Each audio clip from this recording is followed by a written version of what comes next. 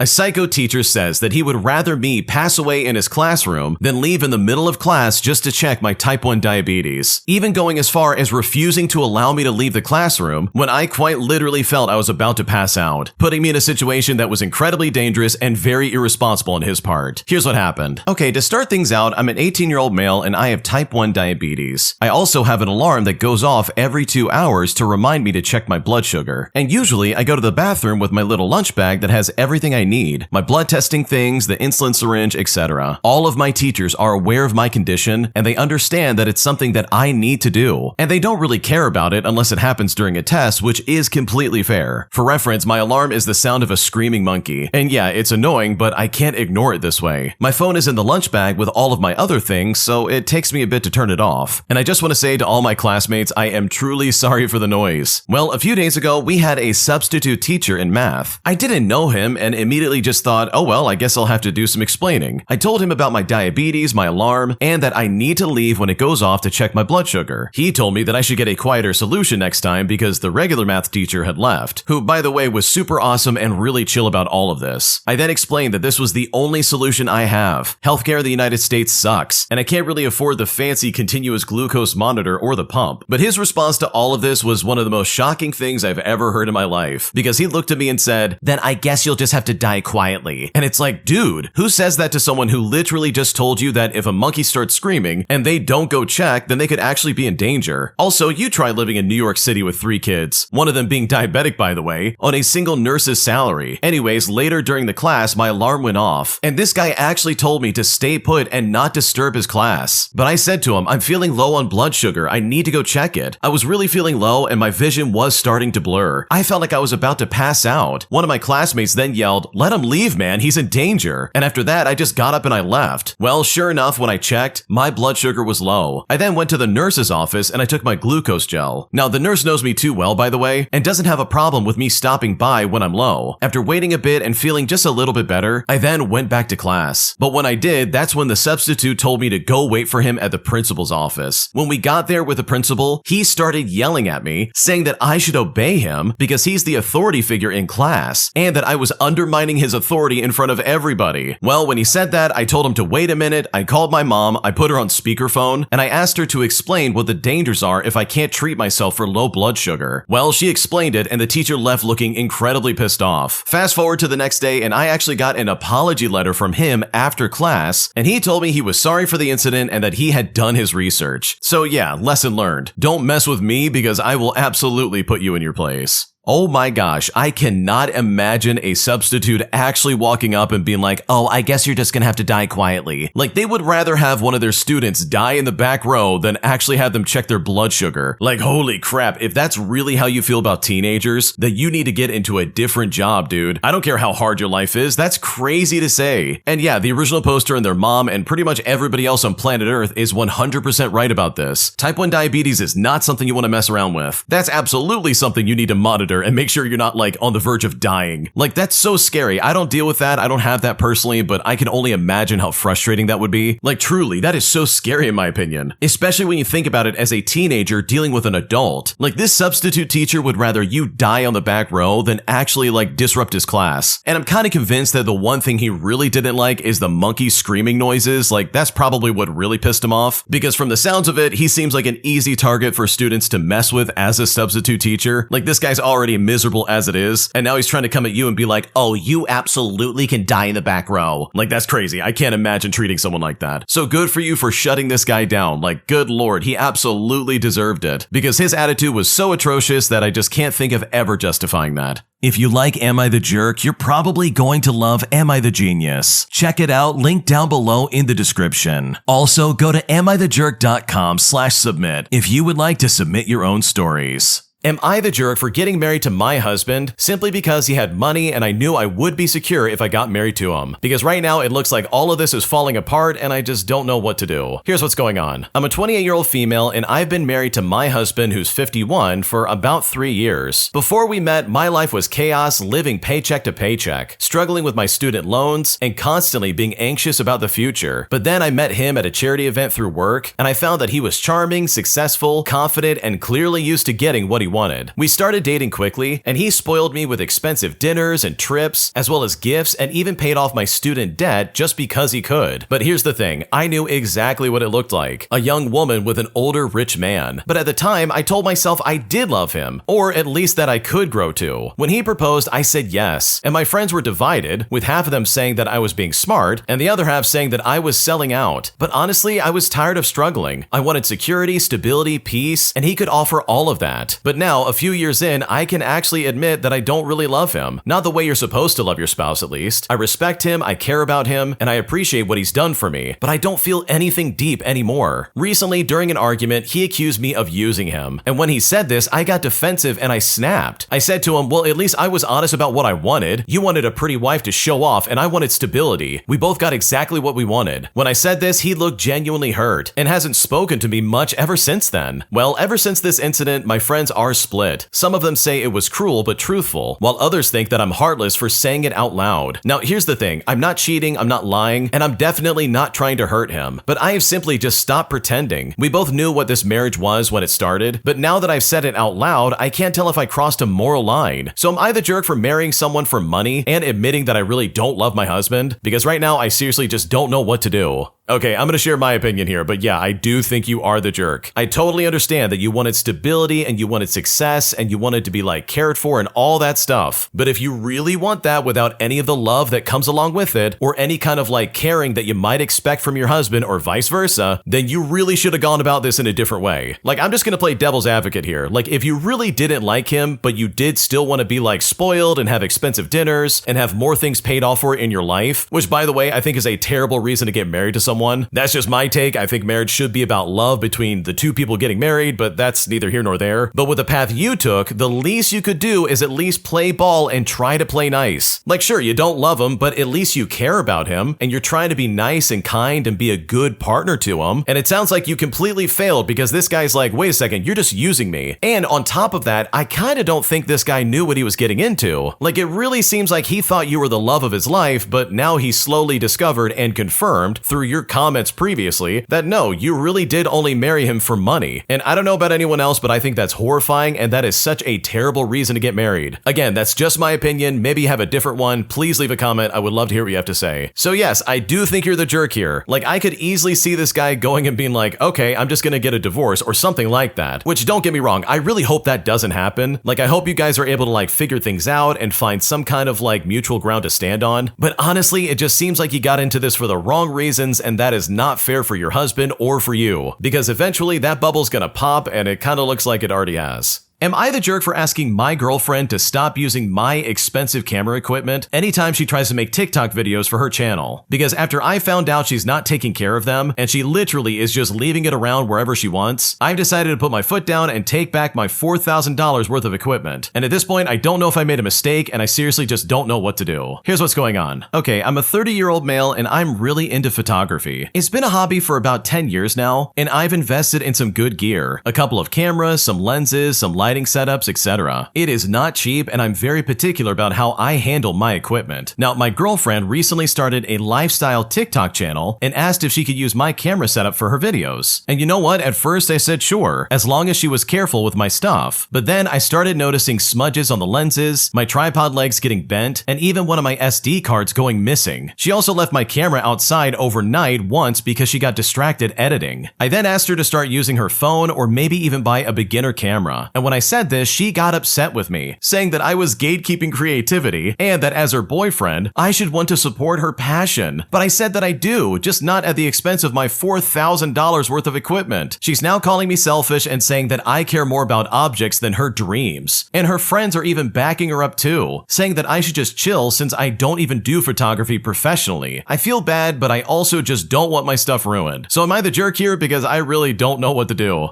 Holy crap, your girlfriend is playing around with $4,000 worth of equipment, and she wants to act like you're gatekeeping creativity when she's not taking care of it? Like, dude, are you kidding me right now? It starts with tripod legs getting bent, and then it leads to the camera shattering as she drops it. Like, I'm sorry, she clearly can't be trusted with equipment this expensive, and really should just get a simple point-and-shoot camera that she can work with. Or just use her phone like everybody else. Like, what's going on? So no, you're not the jerk. Your girlfriend's being very selfish and very irresponsible. And if I was in your shoes, I would do the same thing. Am I the jerk for not lending my my boyfriend nearly $2,000 just so he can pay his taxes off by next week, because right now he's saying that I'm the one that's being selfish by not paying up, despite the fact that I've been telling him all year that he needs to save up and pay for his stuff. Here's what's going on. Okay, so my boyfriend has been asking me to let him borrow around $1,650 for the taxes that he's been needing to pay. And mind you, this is for the October 15th extended deadline. He was supposed to pay this back in March, but couldn't afford it, so he asked for an IRS extension. I've been reminding him that he needs to save money so that he can pay it off, but all he likes to do is spend. And on top of that, he is barely making the minimum wage at his job. I have let him borrow money for his rent before 4 months ago, and I have yet to see that money. And I've even been promised that he would pay it back, but he simply hasn't. Anytime we go out, I also pay a lot of the times because he lives paycheck to paycheck. I am fortunate to have a well-paying job and a fair amount in savings in my account, but it's not the point. He just never listens when it's time for him to use his money wisely. I am very generous when it comes to money, but when he asked me again today, I told him straight up, no, I'm not gonna do it. But now he's saying that I'm a mean person and that I don't care about him, and how he will end up in jail if he doesn't pay up when I've been the one helping him this entire time. I feel bad because I'm not sure what consequences he will receive, and ever since this morning, he's been acting very dry towards me. So am I the jerk for not letting him borrow money even though I have it? Because right now I don't know what to do.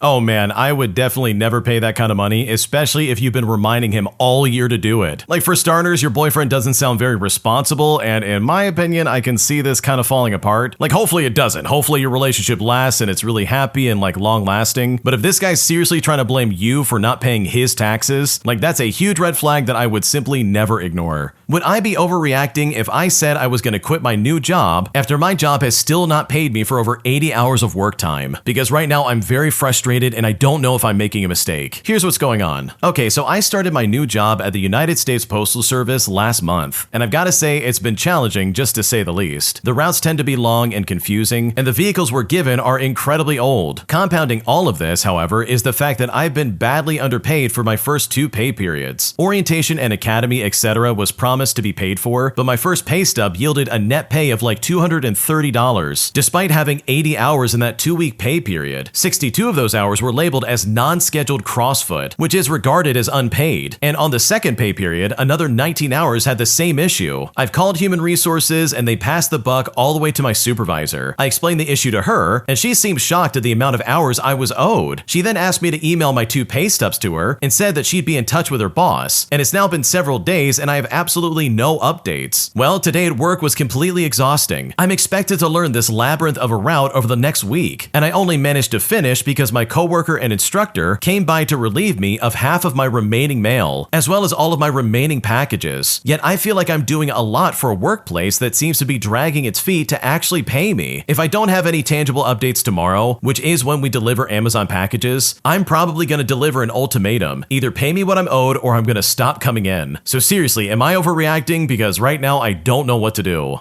Okay, first of all, I think it would be an overreaction to be like, either give me money or I'm not going to work here. Because for me, that seems like way too much of like a knee-jerk reaction that I just don't think is wise. Like, in my opinion, I think it would be better to follow up with your manager and be like, hey, did you speak to human resources and let them know that I'm owed a lot of hours? Or do I need to escalate this further? Like, make sure you have something like that in writing that you can send to these people, because then you have a paper trail and you have evidence if you ever decide to like escalate this in a way that would pretty much get them in trouble. So in my opinion, I think it would be an overreaction to be like, oh, I'm gonna quit if I don't get money right now. Like, that's not gonna be a good look. They're probably never gonna want to work with you if you do act that way. And I just think long term for this job, it would not be beneficial to make an ultimatum and then freak out on them. A crazy guy tried to break up my marriage by saying that my husband is actually the problem in my life. But after my husband and I pretty much confirmed that this guy's a weirdo with a shady past, I have finally blocked him on just about everything, hoping that he never takes a step into my life ever again. Here's what's going on. Okay, to preface this, I don't reply to this guy and I don't really have any contact with him. I've called the cops, I've filed reports, I've notified the court, and I've changed my number. I do not want to hear from this guy at all. I've been through so much verbal mistreatment in the last couple of of years that I genuinely just want a place to write it all down and process and organize what in the world even is wrong with that person, but I want to do it away from them and in peace. Now, first of all, to start things out, guess who immediately clicked that this guy was bad news? It was my husband. Instantly. He's like, I think that guy is lying. I think he isn't just kidding, and I think he does want to harm you, and I really think you need to steer clear of him, which, you know what, was solid advice. My husband is a very down-to-earth and protective person, and I really trust his intuition. If he says that's a bad dude, then that's just a bad dude. He's not some irrational person who's going to say something that's not true. He's just better than that, and he wouldn't make that up. Well, I come to find out that this guy is involved in some very shady, bad stuff. He has a penchant for criminal activity, and is just all around a very irrational and chaotic guy who I just don't like dealing with, and I never will. So I block him, and he eventually gets banned. But then he comes back a bunch through various means, whether it's online or offline, and we're honestly so horrified. And now he's tried to tell lies about, oh, that wasn't him, but I know it's not true. And it was because he was so awkward when he answered the questions wrong. Like, if somebody goes, okay, well, where were you on August 1st? This idiot would be like, well, this is where I was on January 29th, as if that's somehow supposed to answer the question. It's just really awkward, and this guy's just really dumb. This dude also made entire fake posts about pretending that he was dating me. And just to make a long story short, he was saying some really creepy stuff online. He really seems to think that the problem is not himself and his grandiose failure to accept reality, and that there are women who just can't be charmed into giving an obviously mean and ugly-spirited man any kind of positive attention. And he's also basically convinced himself through immense amounts of self-deprecation and what I would assume a vast amount of substances to melt his brain that somehow my husband is the problem. Now, I can't believe anybody is legally allowed to be called a human and be that stupid, because all this idiot does is complain about women ignoring obvious red flags because he thinks they like bad boys. But then when my husband pointed out that this is a red flag in and of itself, as well as warning me not to be this guy's friend ever, stating very clearly that there are just bad vibes about this guy, all of a sudden it shifts into him being like, oh wow, why won't a woman give someone who's obviously horrible and misogynistic like me a chance? And I'm not talking about some guy's like sketchy history. I'm talking about the kind of morally bankrupt Neanderthal who literally wants to punch a woman just for being a woman, because he's on some whole social justice victim mentality that he himself is really the victim in life. Now, obviously, I will not be leaving my husband. I love my husband, and despite this weirdo's ongoing gripes, my husband is actually a good man to us. He's not the performance of a good man, he doesn't do performative activism, and is actually a good man to us, period. And he also doesn't want us to get hurt. My husband is kind, and this weirdo was attempting to get him out of the way with manipulation just to try and hurt our family, which has left me feeling incredibly uneasy, and I'm just seriously so tired of this entire situation.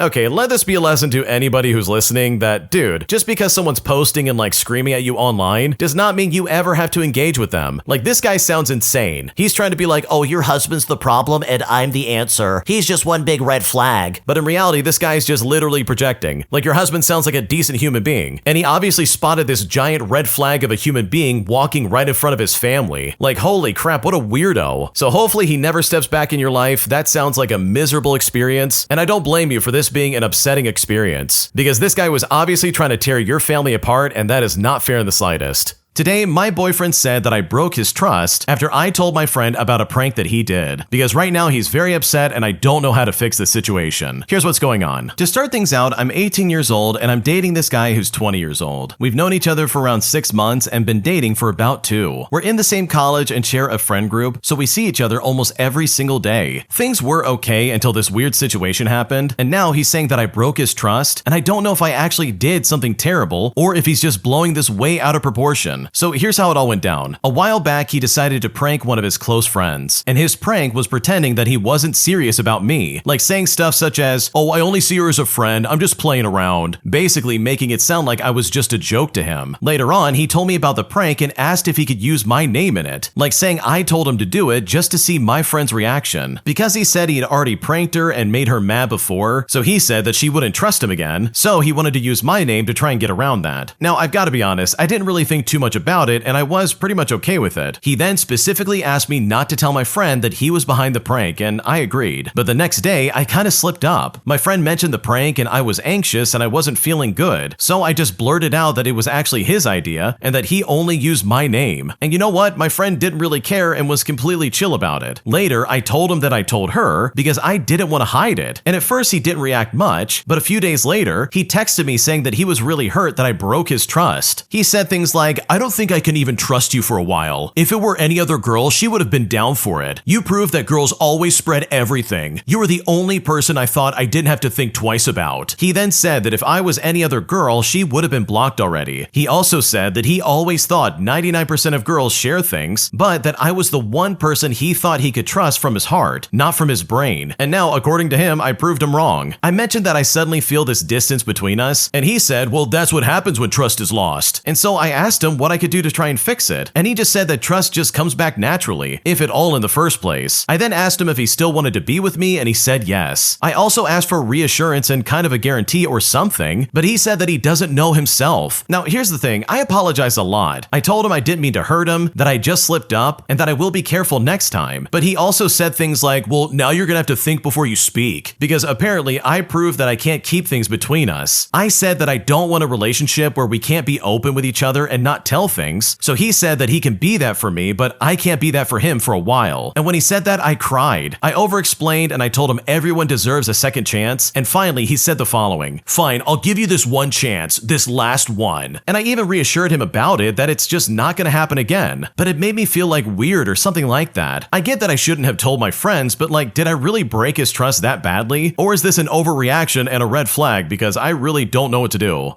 Okay, holy crap, your boyfriend is a giant walking red flag. This guy really is trying to be like, oh, you broke my trust. But you know what's a worse way to break someone's trust? Dragging them into a prank that you don't want to be a part of. Like, what a weirdo. Like, this guy just screams, I hate women, but I don't want to say it out loud. With him saying stuff like, oh, now you gotta think before you speak. If you were any other girl, I would have blocked you. This is just further proof that women tell each other everything. And I gotta be honest, I just can't believe you're still with this guy. He sounds like a bad person and honestly like an even worse boyfriend in my opinion. And I seriously think that you can do way better than this guy. My entitled roommate makes me pay for Wi-Fi that I'm not even actively using, after she gave me the wrong Wi-Fi information, which was actually the information for the guy across the hallway. And when I confronted my roommate about it, she feigned ignorance and dismissed it as quickly as I brought it up, and I've never been more offended in my life. Here's what happened. So first off, I want to say that this was a few years ago. I met my roommate on Facebook. We'll call her Brandy. That's not her real name. And I met her on the Facebook Marketplace section, which honestly was my first mistake.